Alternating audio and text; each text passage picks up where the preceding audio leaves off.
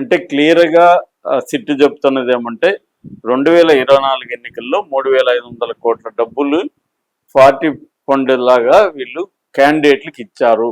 అంటే క్లియర్‌గా ఎలక్షన్లలో అవినీతి జరిగిందనేది సిట్ చెప్తుంది. కానీ ఆల్రెడీ ఎలక్షన్ కమిషన్ ఏం చెప్తుంది, ఆంధ్రప్రదేశ్లో ఎటువంటి అవినీతి జరగలేదు, ఎటువంటి అక్రమాలు జరగలేదు, ఫెయిర్ అండ్ ఫ్రీ ఎలక్షన్స్ జరిగాయని ఎన్నికల కమిషన్ ఆల్రెడీ డిక్లేర్ చేసింది. ఇప్పుడు సిట్ చెప్పేదానికి ఎన్నికల కమిషన్ చెప్పేదానికి మధ్య ఒక కాంట్రడిక్షన్, వైరుధ్యం అయితే కనిపిస్తుంది. దీన్ని పెట్టుకొని జై భీమ్రావ్ భారత్ పార్టీ నాయకుడు జడ శ్రవణ్ కుమార్ వాళ్ళు 25 మంది నిలబెట్టారు. 25 చోట్ల పోటీ చేసింది ఈ పార్టీ. వాళ్ళు ఈసీకి లెటర్ రాశారు.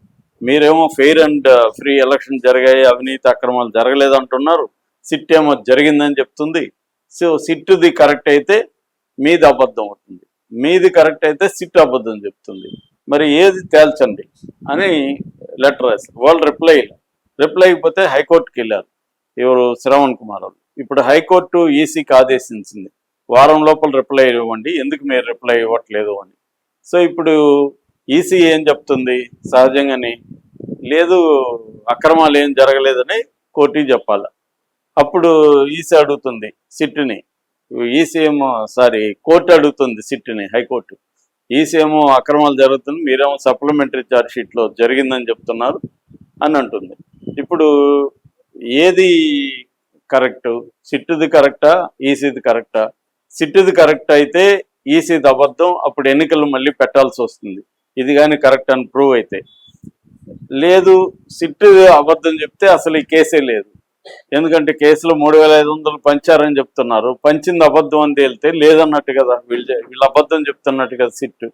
సో అందువల్ల ఒక ఇరకాటం అయితే సమస్య వచ్చింది. మరి ఇప్పుడు ఈసీ ఏం చెప్పబోతుంది, దీని మీద హైకోర్టు ఎలాంటి తీర్పు ఇవ్వబోతుంది అనేది, అంటే ఇప్పటికిప్పుడు ఎన్నికలు వస్తాయని కాదు కానీ ఒక ప్రాబ్లం అయితే వస్తుంది ఖచ్చితంగా. అంటే ఇది సిట్ది ప్రూవ్ అయిపోయి అవినీతి ప్రూవ్ అయిపోయి ఎన్నికలు వచ్చేసేంత పరిస్థితి అయితే రాదు. అందుకనే తెలుగుదేశం మీడియా దీన్ని పెద్దగా పట్టించుకోవట్లేదు ఈ ఇష్యూని. మనం ఎందుకు లెక్కెలికేది అన్నట్టు గమ్మున ఉన్నారు.